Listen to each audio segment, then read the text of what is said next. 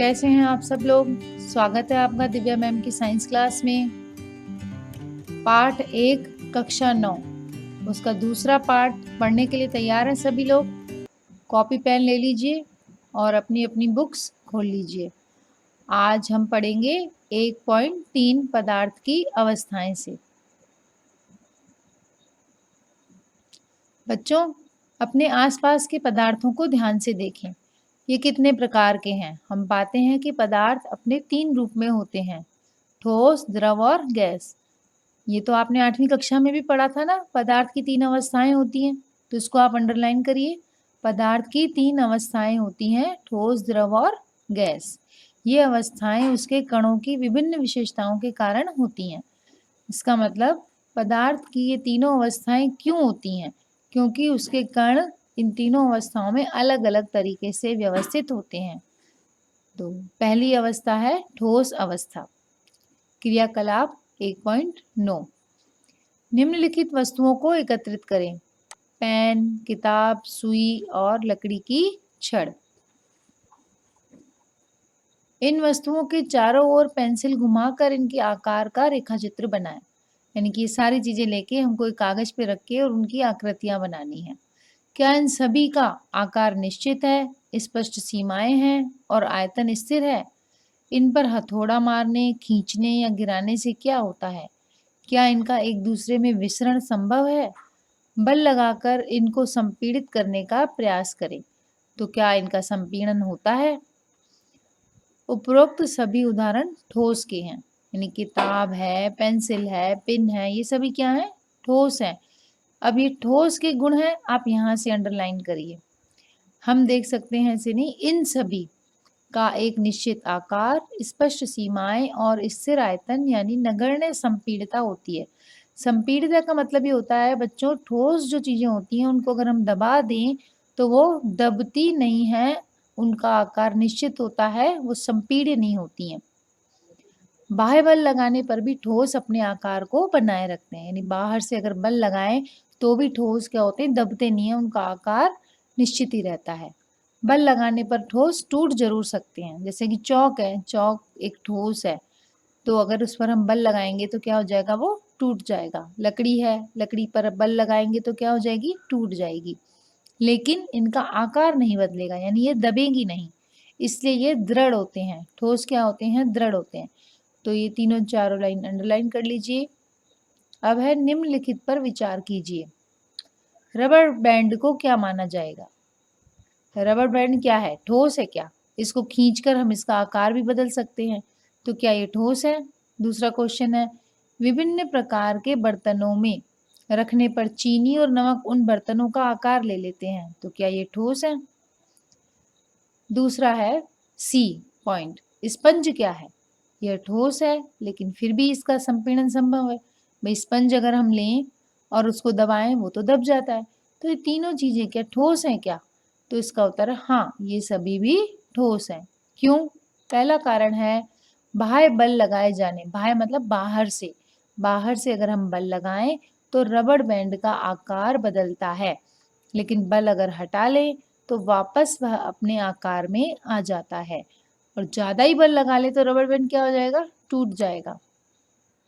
अच्छा, दूसरा पॉइंट है कि अगर हम शर्करा यानी चीनी और नमक को हाथ में ले लें या किसी प्लेट में रख लें तो इसके क्रिस्टलों के आकार नहीं बदलते। यानी कि चीनी और नमक किसी पतीले में तो आकार पतीले का ले लेते हैं, लेकिन उनका प्लेट में हाथ में रखने पे आकार चीनी के क्या क्रिस्टल आकार चेंज कर लेते हैं क्या? नहीं, वो तो वैसे ही रहते हैं। तीसरा पॉइंट है, स्पंज में बहुत छोटे छोटे छेद होते हैं जिसमें वायु का समावेश होता है, और जब हम इसे दबाते हैं तो वे वायु बाहर निकलती है, जिससे इसका संपीड़न संभव होता है। अब बच्चों दूसरी अवस्था पढ़ेंगे हम, द्रव अवस्था 1.3.2। क्रियाकलाप 1.10। निम्नलिखित वस्तुओं को एकत्रित करें। जल, खाना पकाने का तेल, दूध, जूस और शीतल पेय। ये सभी चीजें आपने देखी होंगी। विभिन्न आकार के बर्तन। प्रयोगशाला के एक मापक सिलेंडर की सहायता से इन बर्तनों में 50 ml का निशान लगा लें। इन द्रवों को फर्श पर डाल देने पर क्या होगा? किसी एक द्रव का 50 ml मापकर विभिन्न बर्तनों में एक-एक करके डालें। तो क्या प्रत्येक बार आयतन एक समान रहता है? क्या द्रव का आकार एक समान रहता है? द्रव को एक बर्तन से दूसरे बर्तन में उड़ेलने पर क्या यह आसानी से बहता है? प्रेक्षण यानी प्रयोग करके हमने देखा कि द्रव का आकार नहीं, लेकिन आयतन निश्चित होता है।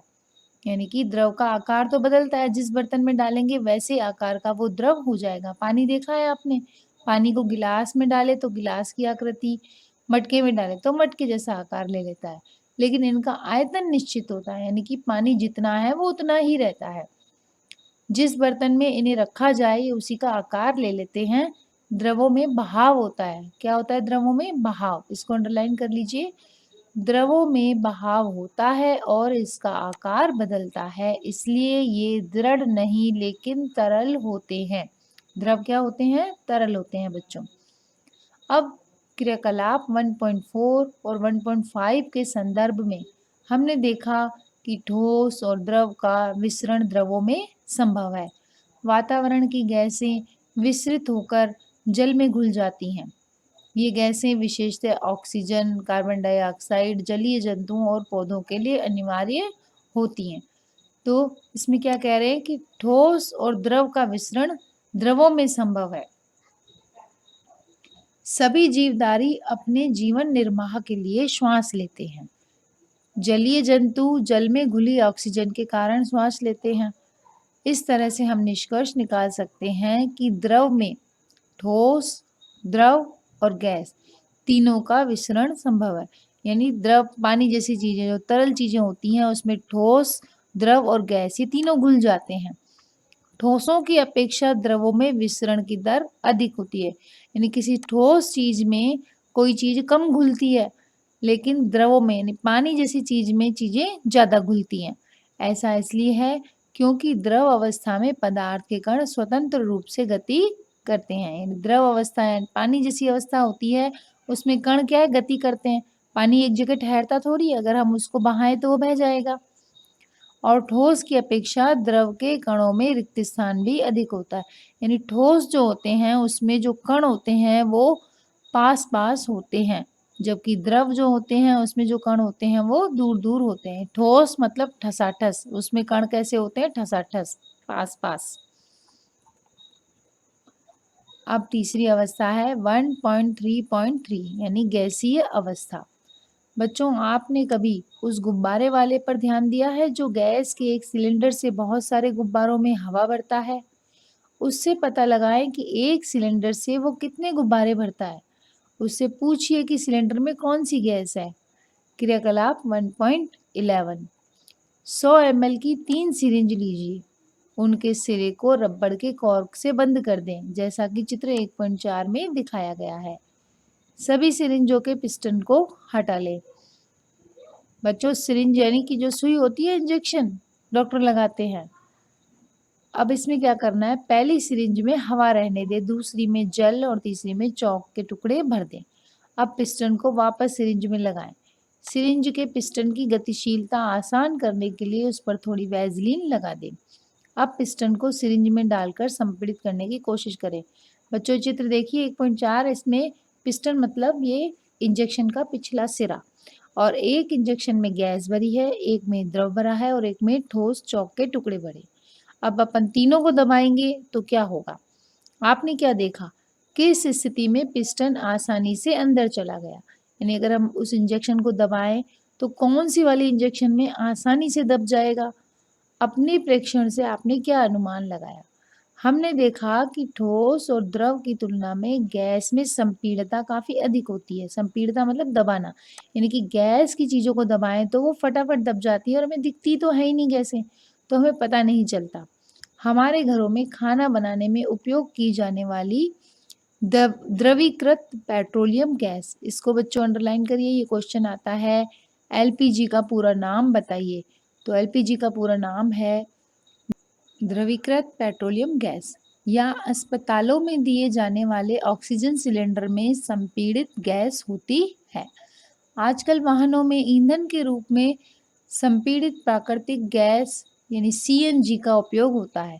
तो यह भी प्रश्न बनता है बच्चों, संपीड़ित प्राकृतिक गैस सीएनजी का पूरा नाम बताइए। तो इसको भी आप अंडरलाइन कर लीजिए। ये कैसे किस काम आती है? वाहनों में ईंधन के काम आती है। जो गाड़ियां चलती हैं आजकल आपने देखा होगा, ऑटो वगैरह सीएनजी से चलते हैं। संपीड़ितता काफी अधिक होने के कारण गैस के अत्यधिक आयतन को एक कम आयतन वाले सिलेंडर में संपीड़ित कर सकते हैं और आसानी से एक स्थान से दूसरे स्थान पर भेज सकते हैं। यानी कि जो सिलेंडर होते हैं उसमें होती तो गैस है, लेकिन वो दबी हुई संपीड़ित होती है। हमारी नाक तक पहुंचने वाली गंध से बिना रसोई में प्रवेश किए ही हम जान सकते हैं कि क्या पकाया जा रहा है।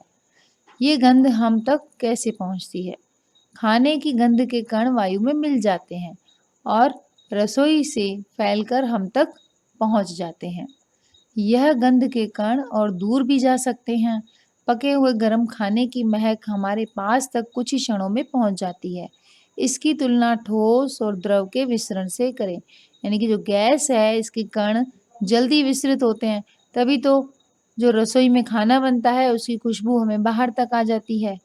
कणों की तेज गति और अत्यधिक रिक्त स्थानों के कारण गैसों का अन्य गैसों में विसरण बहुत तीव्रता से होता है। गैसीय अवस्था में कणों की गति अनियमित और अत्यधिक तीव्र होती है। इस अनियमित गति के कारण ये कण आपस में और बर्तन की दीवारों से टकराते हैं। बर्तन की दीवार पर गैस के कणों द्वारा प्रति इकाई क्षेत्र पर लगे बल के कारण गैस का दबाव बनता है, जिसको हम गैस का दबाव कहते हैं ना, प्रेशर। वो गैस के जो कण होते हैं वो कण उस बर्तन पर जिसमें वो गैस भरी होती है वो कण उस दीवार पर दबाव डालते हैं, जिसे गैस का प्रेशर या दबाव कहते हैं। अब बच्चों ये प्रश्न है, जितना अब तक पढ़ाया ये उसके प्रश्न है। अंत में जब मैं प्रश्नों का वीडियो बनाऊंगी तो इन प्रश्नों के उत्तर आपको समझाऊंगी और लिखवाऊंगी। अब है 1.4, क्या पदार्थ अपनी अवस्था को बदल सकता है? अपने प्रेक्षण से हम जानते हैं कि जल पदार्थ की तीनों अवस्थाओं में रह सकता है। ठोस जैसे बर्फ, द्रव जैसे जल और गैस जैसे जलवाष्प। अवस्था बदलने के दौरान पदार्थ के अंदर क्या होता है? अवस्था के परिवर्तन से पदार्थ के कणों पर क्या प्रभाव पड़ता है? क्या हमें इन प्रश्नों का उत्तर नहीं खोजना चाहिए? 1.4.1, तापमान परिवर्तन का प्रभाव। यानी कि अगर हम किसी पदार्थ का तापमान परिवर्तन कर दें तो क्या होगा? क्रियाकलाप 1.12, एक बीकर में 150 ग्राम बर्फ के टुकड़े लें एवं चित्र 1.6 के अनुसार उसमें प्रयोगशाला में प्रयुक्त थर्मामीटर को इस प्रकार लटका दें कि थर्मामीटर का बल्ब बर्फ को छू रहा हो। धीमी आंच पर बीकर को गर्म करना शुरू करें। अब चित्र देखिए बच्चों 1.6, इसमें ए चित्र में बताया है बर्फ का जल में बदलना और बी में बताया है जल का वाष्प में बनना।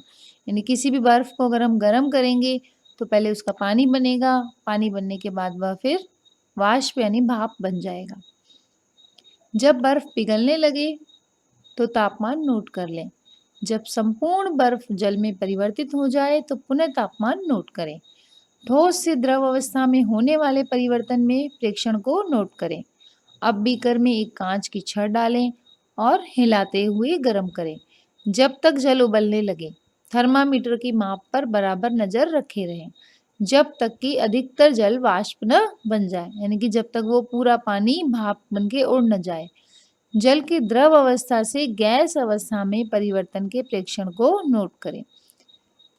ठोस के तापमान को बढ़ाने पर उसके कणों की गतिज ऊर्जा बढ़ जाती है। बच्चों ये लाइन बहुत इंपॉर्टेंट है, इसको अंडरलाइन कर लीजिए।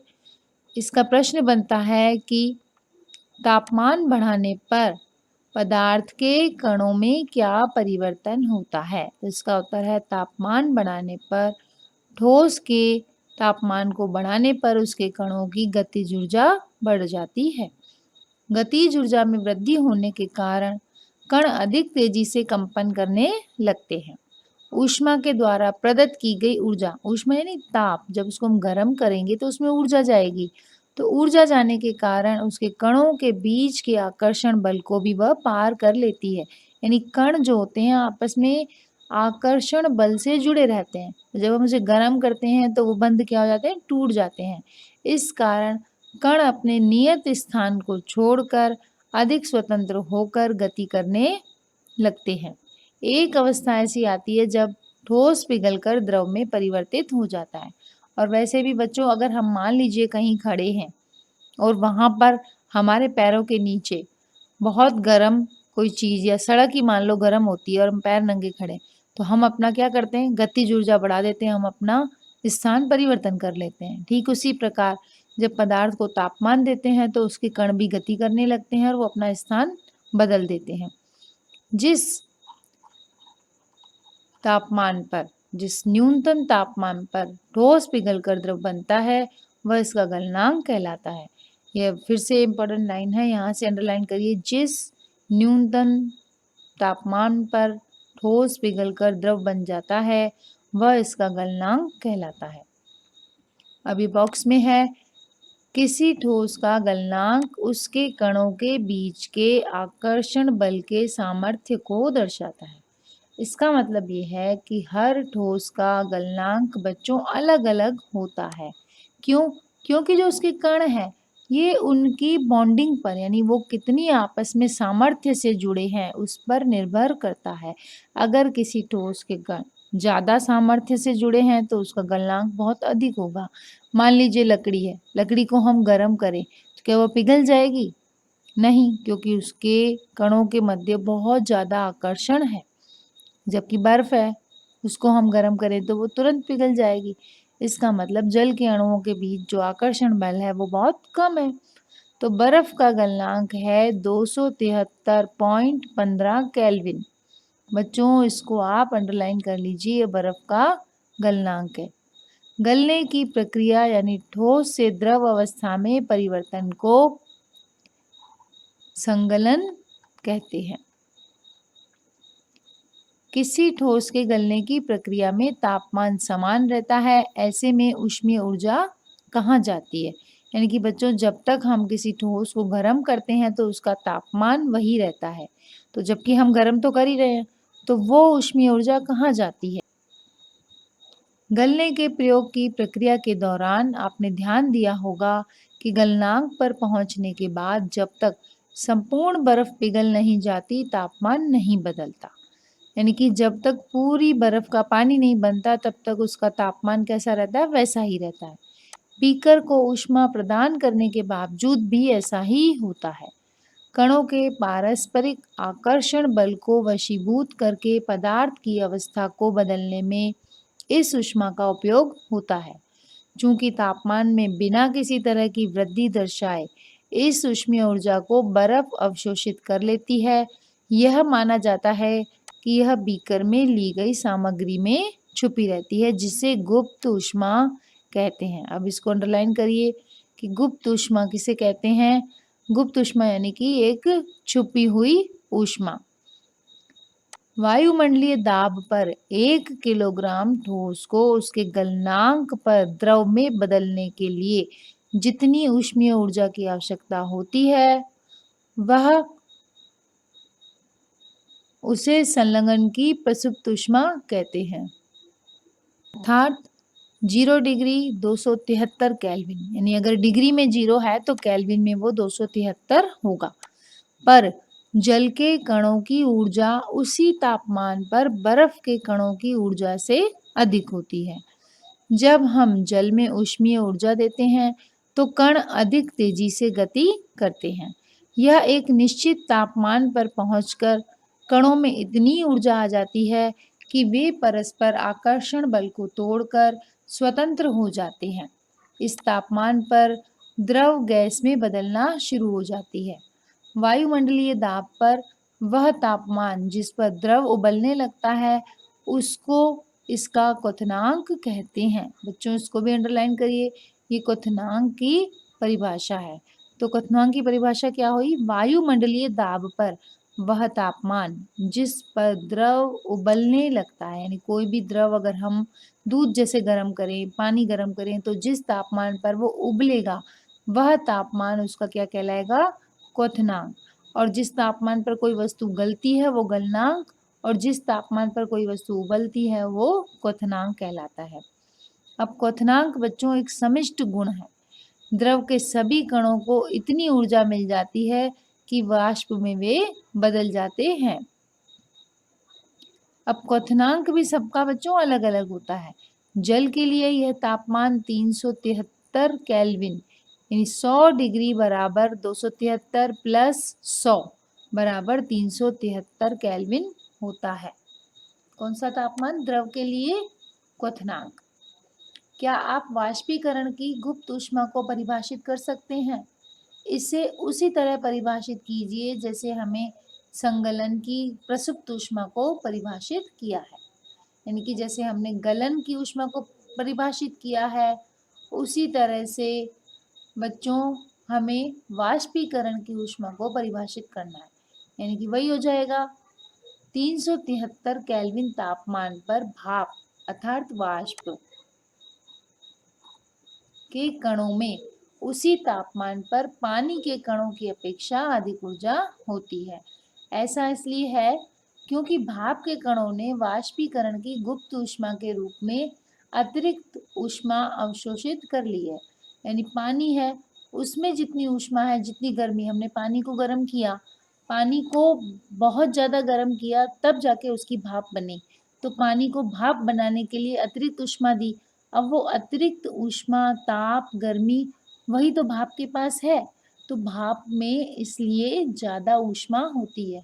आपने देखा होगा गर्म पानी से हमारा हाथ कम जलता है बजाय उसकी भाप से, क्योंकि भाप में अधिक ऊष्मा होती है। तो ये आप देख लीजिए बॉक्स में, ठोस अवस्था ऊष्मा दी तो द्रव अवस्था बन गई, द्रव अवस्था को ऊष्मा दी तो गैस अवस्था बन गई। अब फिर गैस अवस्था को यानी भाप को ठंडा किया तो पानी बना और पानी को ठंडा किया तो ठोस बना। ये पूरी प्रक्रिया आपने बर्फ में और पानी में देख चुकी हो। जब हम पानी को गर्म करते हैं तो भाप बनती है और जब भाप को ठंडा करते हैं तो पानी बनता है, पानी को और ठंडा करते हैं तो बर्फ यानी ठोस बन जाता है। अतः हम कह सकते हैं कि तापमान बदलकर हम पदार्थ की अवस्था भी बदल सकते हैं। गर्म होने पर ये ठोस से द्रव, द्रव से गैस बन जाते हैं। लेकिन कुछ पदार्थ ऐसे होते हैं बच्चों जो द्रव अवस्था में बदले हुए बिना ही सीधे ही ठोस अवस्था से गैस अवस्था में और वापस ठोस में बदल जाते हैं। यानी कि कुछ पदार्थ ऐसे होते हैं जो ठोस अगर हम गर्म करें तो वो डायरेक्ट गैस बन जाती है, द्रव अवस्था बीच में आती ही नहीं है। तो ये कौन से पदार्थ होते हैं, इनको क्या कहते हैं, क्या इनकी क्रिया होती है, ये बच्चों अब हम अगली क्लास में पढ़ेंगे। उम्मीद है कि आपको क्लास में पढ़ाई समझ में आ रही होगी बच्चों। अगर आपको ये लेसन अच्छा लग रहा है तो आप कमेंट बॉक्स में प्लीज़ कमेंट करके बताइए और इस वीडियो को शेयर करिए अपने अन्य दोस्तों के साथ ताकि उन्हें भी लाभ मिल सके। और नोटिफिकेशन बटन और सब्सक्राइब का बटन ज़रूर दबा दीजिए ताकि इस कोर्स का आपको पूरा लाभ मिल सके और आगे से आगे वीडियो आपको प्राप्त हो सके। तब तक के लिए बाय बाय बच्चों।